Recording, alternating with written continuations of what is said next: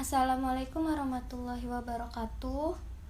Kami dari kelompok 4 yang beranggotakan Niswah Mazia dan Sylvia Nadiatus Firliana akan mempresentasikan tentang keterampilan abad 21 dan media yang digunakan.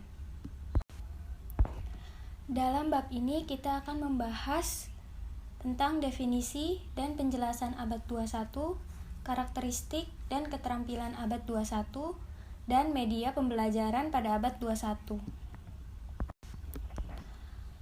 Poin yang pertama, ada definisi dan penjelasan pada abad 21. Yang pertama, definisi. Kata media berasal dari bahasa Latin medius yang secara harfiah berarti tengah, perantara, atau pengantar. Gerlach and Ellie mengatakan bahwa media apabila dipahami secara garis besar adalah manusia, materi, atau kejadian yang membangun kondisi yang membuat siswa mampu memperoleh pengetahuan, keterampilan, atau sikap. Secara garis besar, media pembelajaran merupakan berbagai macam benda, alat, atau komponen yang dapat dilihat, dibaca, didengar, dirasakan, atau diraba dengan panca indera manusia yang digunakan di dalam kegiatan pembelajaran untuk memberikan rangsangan atau motivasi bagi pembelajar agar dapat berpikir, menaruh perhatian, atau menaruh minat yang lebih dalam terhadap materi yang sedang dipelajarinya. Selanjutnya ada penjelasan abad ke-21. Abad ke-21 ditandai sebagai abad keterbukaan atau abad globalisasi. Artinya, kehidupan manusia pada abad ke-21 mengalami perubahan-perubahan yang fundamental yang berbeda dengan tata kehidupan dalam abad sebelumnya. Sebagaimana sudah diketahui, dalam abad ke-21 ini sudah berubah total baik masyarakat maupun dunia pendidikannya. Salah satu ciri yang paling menonjol pada abad ke-21 adalah semakin bertautnya dunia ilmu pengetahuan sehingga sinergi di antaranya menjadi semakin cepat. Dalam konteks pemanfaatan teknologi informasi dan komunikasi di dunia pendidikan, telah terbukti semakin menyempitnya dan meleburnya faktor ruang dan waktu yang selama ini menjadi aspek penentu kecepatan dan keberhasilan penguasaan ilmu pengetahuan oleh umat manusia. Menurut BSMP tahun 2010. Abad ke-21 juga dikenal dengan masa pengetahuan atau knowledge age. Dalam era ini, semua alternatif upaya pemenuhan kebutuhan hidup dalam berbagai konteks lebih berbasis pengetahuan. Di abad ke-21 ini, pendidikan menjadi semakin penting untuk menjamin peserta didik memiliki keterampilan belajar dan berinovasi, keterampilan menggunakan teknologi dan media informasi, serta dapat bekerja dan bertahan dengan menggunakan keterampilan untuk hidup. Abad ke-21 juga ditandai dengan banyaknya informasi yang tersedia di mana saja dan dapat diakses kapan saja. Komputasi yang semakin cepat, otomasi yang menggantikan pekerjaan-pekerjaan rutin, dan komunikasi yang dapat dilakukan dari mana saja dan kemana saja. Saat ini, pendidikan berada di masa pengetahuan atau knowledge age, dengan percepatan peningkatan pengetahuan yang luar biasa. Percepatan peningkatan pengetahuan ini didukung oleh penerapan media dan teknologi digital yang disebut dengan Information Superhighway menurut Gates tahun 1996. Gaya kegiatan pembelajaran pada masa pengetahuan harus disesuaikan dengan kebutuhan pada masa pengetahuan itu sendiri. Bahan pembelajaran harus memberikan desain yang lebih otentik untuk melalui tantangan di mana peserta didik dapat berkolaborasi, menciptakan solusi, memecahkan masalah pelajaran. Pemecahan masalah mengarah ke pertanyaan dan mencari jawaban oleh peserta didik yang kemudian dapat dicari pemecahan permasalahan dalam konteks pembelajaran menggunakan sumber daya informasi yang tersedia, Trilling and Hood. Selanjutnya, karakteristik dan keterampilan pada abad 21. Yang pertama, berpikir kritis dan pemecahan masalah. Berpikir kritis meliputi yang pertama, menganalisis dan mengevaluasi bukti, argumen, klaim, dan keyakinan secara efektif. Yang kedua, menganalisis dan mengevaluasi pandangan alternatif. Yang ketiga, mensintesis dan membuat hubungan antara informasi dan argumen. Yang keempat, menginterpretasi informasi dan menarik kesimpulan yang didasarkan atas analisis terbaik. Dan yang kelima, melakukan refleksi secara kritis pada proses dan pengalaman belajar. Sedangkan memecahkan masalah meliputi memecahkan jenis-jenis masalah yang tidak umum dan mengidentifikasi, mengajukan pertanyaan yang mengklarifikasi sejumlah pandangan dan menghasilkan solusi yang lebih baik. Yang kedua, kreativitas dan inovasi. Berpikir kreatif meliputi yang pertama, menggunakan sejumlah teknik penciptaan ide yang luas. 2. Menghasilkan ide-ide baru. Dan 3. Mengelaborasi, menganalisis, dan mengevaluasi ide-ide sendiri untuk memperbaiki dan memaksimalkan usaha-usaha kreatif. Implementasi inovasi meliputi melaksanakan ide-ide kreatif untuk membuat sumbangan yang berguna dan nyata di tempat inovasi tersebut diterapkan. Yang ketiga, komunikasi. Berkomunikasi secara efektif meliputi yang pertama, mengartikulasikan pikiran dan ide-ide secara efektif dengan menggunakan keterampilan komunikasi oral, tertulis, dan nonverbal dalam sejumlah bentuk dan konteks. Yang kedua, mendengarkan secara efektif untuk memahami makna. Yang ketiga, menggunakan komunikasi untuk sejumlah tujuan. Yang keempat, menggunakan beragam media dan teknologi dan menilai dampaknya. Serta yang kelima, berkomunikasi secara efektif dalam lingkungan yang berbeda. Yang keempat, keterampilan sosial dan kemampuan bekerja sama. Menugaskan pembelajar untuk memecahkan masalah secara kolaboratif untuk mengembangkan keterampilan bekerja sama dalam kelompok. Setiap kelompok terdiri dari 4-5 orang. Lalu, ketika bekerja dalam tim, pembelajar perlu berbagi tugas dan peran sehingga informasi atau data yang diperoleh lengkap dan akurat. Selain itu, keterampilan berkomunikasi juga dilatih oleh pelajar ketika mereka berdiskusi tentang informasi atau data yang dikumpulkan. Yang kelima, pengintegrasian ilmu. Pendidik harus lebih mampu mengintegrasikan ilmu yang ada agar mampu mengembangkan keilmuan para siswa. Apalagi pendidikan di Indonesia memiliki pembelajaran tematik seperti ilmu pengetahuan alam, matematika, bahasa Indonesia, dan ilmu pengetahuan sosial pada jenjang usia dasar. Oleh karenanya, pendidik yang bertugas untuk mendidik harus mampu mengonsep berbagai tema dengan pembelajaran yang ada, serta mampu menggunakan berbagai metode sehingga mampu menciptakan suasana belajar yang nyaman. Lalu yang keenam, mudah mendapatkan informasi. Penggunaan internet di Indonesia mengalami peningkatan yang signifikan dalam penggunaannya dalam mencari informasi.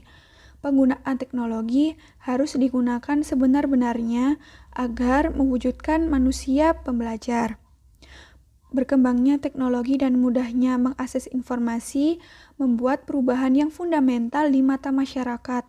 Maka dari itu, penggunaan teknologi juga perlu adanya pengawasan agar tidak terjadi hal-hal yang tidak diinginkan dan dapat merusak karakter bangsa. Yang ketujuh, menghargai perbedaan pendapat.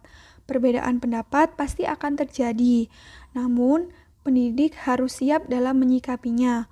Maka dari itu, pendidik harus memfilter segala pendapat seseorang tanpa harus mengatakan tidak kepada yang berpendapat. Menghargai perbedaan pendapat merupakan salah satu kunci dalam menjalin hubungan kerjasama agar terciptanya jaringan untuk berbagi ilmu pengetahuan, ekonomi, maupun lain sebagainya. Untuk itu, setiap manusia harus memiliki jiwa yang besar dalam menyaring informasi, walaupun ada perbedaan antara bahasa, suku, atau ras, budaya, bahkan kepercayaan dalam beragama. Selanjutnya ada media pembelajaran bahasa Jepang pada abad 21. Media pengajaran meliputi berbagai macam benda, alat, atau komponen yang dapat dilihat, dibaca, didengar, atau diraba dengan panca indera manusia yang digunakan di dalam kegiatan belajar mengajar untuk memberikan rangsangan atau motivasi bagi siswa agar dapat berpikir, menaruh perhatian, atau menaruh minat yang lebih terhadap materi yang sedang dipelajarinya. Menurut Briggs pada tahun 1977, media pengajaran adalah sarana fisik untuk menyampaikan isi atau materi pembelajaran seperti buku, film, video, slide, dan sebagainya. Lalu menurut Umar Hamalik pada tahun 1980, Media pengajaran adalah alat, metode, dan teknik yang digunakan dalam rangka lebih mengefektifkan komunikasi dan interaksi antara guru dan siswa dalam proses pendidikan dan pembelajaran di sekolah. Pengaplikasian keterampilan abad 21 dapat diaplikasikan menggunakan beberapa macam media yang dilakukan secara offline dan online. Lalu, apa yang membedakan antar keduanya? Yakni yang pertama, secara offline. Seluruh murid dan guru berkumpul di dalam kelas karena pembelajaran offline mengharuskan kehadiran seluruh siswa dan guru di dalam kelas. Kelebihannya, yakni penyampaian materi lebih jelas, tidak ada kecurangan, dan siswa lebih fokus. Tetapi kekurangannya yakni kurang efisien, waktu, kurang praktis, dan gaptek.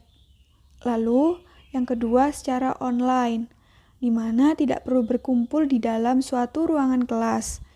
Penyampaian materi pun dilakukan lewat media online dengan menggunakan pembelajaran kreatif. Kelebihannya, fleksibel waktu dan tempat, efisiensi waktu, dan materi pembelajaran lebih kreatif. Lalu kekurangannya, perlu perangkat khusus yang menghabiskan banyak kuota dan adanya kendala jaringan. Berikut merupakan macam-macam media pembelajaran bahasa Jepang secara offline. Yang pertama ada modul. Modul merupakan sarana pembelajaran berisi materi, metode, batasan-batasan, dan cara mengevaluasi yang telah dirancang secara sistematis. Materi biasanya dibuat dalam bentuk berurutan. Modul selain digunakan untuk latihan, juga digunakan untuk pembelajaran pribadi, karena siswa diharapkan dapat mencari materi sendiri dengan bimbingan guru. Di pendidikan menengah, biasanya diurutkan berdasarkan tema-tema tertentu, sementara di perguruan tinggi dipisah melalui bentuk pembelajaran, seperti bunpo, chokai, kaiwa, dokai, dan sakubun, serta diurutkan berdasarkan tingkat kesulitan pola kalimat. Yang kedua ada media visual sederhana. Yang dimaksud media visual sederhana di sini adalah media visual yang memiliki kemudahan atau kepraktisan dalam pembuatan atau pemakaiannya. Di dalamnya tidak termasuk perlengkapan audio visual yang menggunakan listrik. Biasanya media visual sederhana, pengaturan dan penyimpanannya sangat mudah, serta tidak memerlukan biaya banyak. Contohnya flashcard, gambar print, dan foto.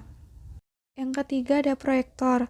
Proyektor merupakan alat untuk menayangkan materi di layar melalui mesin yang diarahkan pada layar putih polos. Alat ini dapat dibawa dengan mudah karena relatif kecil dan praktis. Lalu, proyektor bisa memberikan kesan atau daya tarik yang kuat karena dapat memproyeksikan dan menarik perhatian siswa. Proyektor bisa dikatakan relatif praktis dan murah karena hanya membutuhkan dua alat, yakni proyektor dan komputer. Sementara bahan-bahan dibuat sendiri melalui software di komputer. Selain itu, setiap slide dapat dengan bebas dipercepat ataupun diulang sehingga seseorang dengan bebas dapat mengontrol presentasi, dan juga file bisa disimpan dengan mudah di komputer. Lalu yang keempat ada audio. Audio merupakan media suara yang digunakan untuk membantu pembelajaran, dapat berupa kaset audio maupun audio elektronik dalam komputer. Audio bisa dipakai berkali-kali, dan pembuatannya mudah. Bisa menggunakan handphone dan tidak perlu rekaman di studio. Dan juga biayanya murah atau bahkan gratis. Selain itu, produksinya mudah. Penggunaannya berupa rekaman-rekaman bagian yang terdapat dalam modul pembelajaran, baik percakapan untuk mengisi bagian maupun menjawab pertanyaan yang berhubungan dengan percakapan. Juga terdapat hatsuong atau cara pengucapan kata-kata tertentu. Yang kelima ada lab bahasa.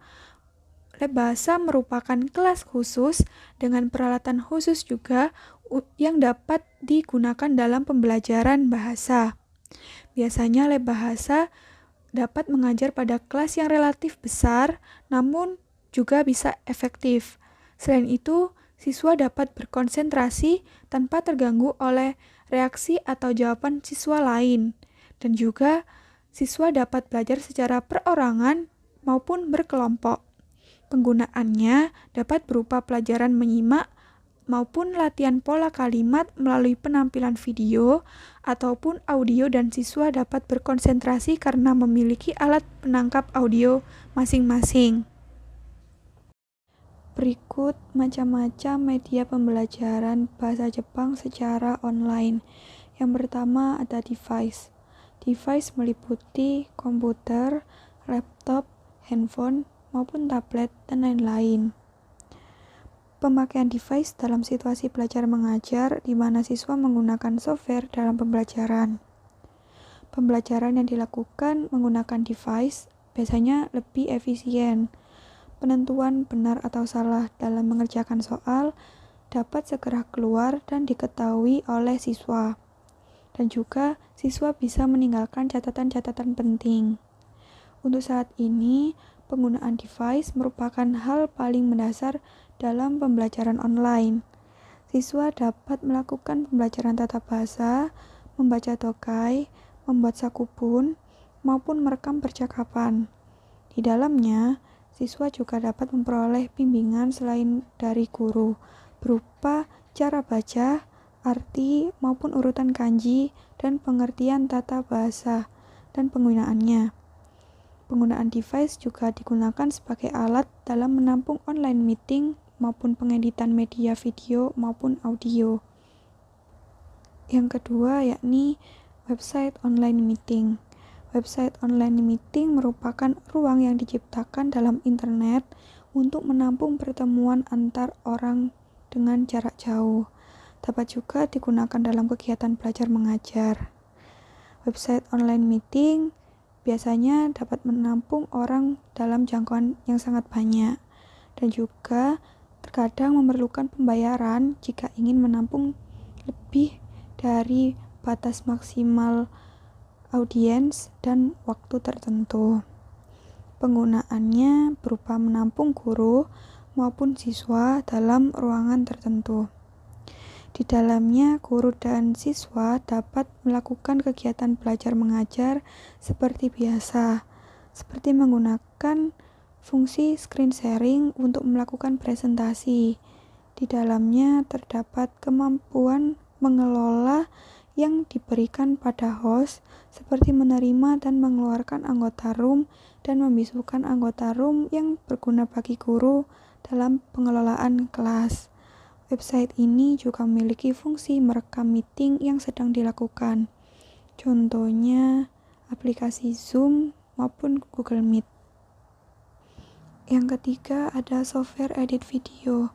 Dalam pembelajaran daring, software edit video biasanya digunakan untuk membuat video untuk memaparkan materi yang akan dipelajari pada saat pembelajaran. Sama halnya dengan proyektor saat pembelajaran offline. Biasanya digunakan oleh guru maupun siswa untuk mempresentasikan sesuatu. Contohnya yakni penugasan yang akan diupload di YouTube maupun di IGTV. Selanjutnya yang keempat, audio. Sama halnya seperti audio saat pembelajaran offline, dalam pembelajaran bahasa Jepang biasanya digunakan untuk memutar audio dalam pelajaran Chokai. Penggunaannya berupa rekaman-rekaman bagian yang terdapat dalam modul pembelajaran, baik percakapan untuk mengisi bagian maupun untuk menjawab pertanyaan yang berhubungan dengan percakapan. Yang kelima ada grup kelas online. Grup kelas baik berupa Google Classroom, grup WhatsApp, ataupun grup Telegram dapat digunakan guru untuk mengelola kelas dengan menggunakan fitur-fitur yang terdapat di masing-masing website ataupun software. Contohnya dalam Google Classroom, guru dapat membuat kolom baru yang menampilkan tugas dan keterangannya sekaligus batas pengumpulannya. Di dalamnya juga terdapat kolom bagi siswa untuk mengumpulkan tugas yang sudah diberikan. Kolom ini juga dapat digunakan oleh guru untuk memberikan pengumuman maupun materi yang diberikan. Siswa juga dapat membagikan materi yang mungkin ditugaskan bagi mereka berupa video presentasi. Lalu yang keenam ada tes online. Tes online ini digunakan untuk pengambilan nilai saat pembelajaran daring, di mana sebagai pengganti tes tulis yang biasa digunakan saat pembelajaran luring, biasanya melalui website atau aplikasi tertentu yang ditetapkan oleh guru atau dosen, dan soal-soalnya dibuat langsung oleh dosen, baik berupa pilihan ganda ataupun isian, seperti halnya saat pembelajaran luring. Contohnya, memakai Google Form, Quizizz, dan Kahoot. Sekian presentasi dari kami. Apabila ada salah kata, mohon dimaafkan. Saya akhiri. Wassalamualaikum warahmatullahi wabarakatuh.